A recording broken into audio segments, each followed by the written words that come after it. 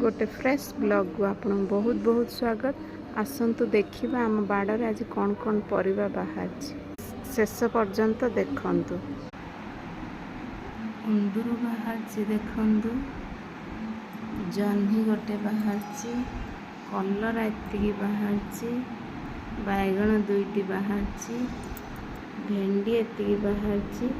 एगुड़ा सफा करी सफा है पर्यटन देखु माटी एटा सब लगी छुई एति बाहर। या नहीं कि आज प्रस्तुत करी जेहेतु आज गुरुवार नॉनवेज हबनी। बिना सार दिया परिया खाइबार अलग ही मजा थाए।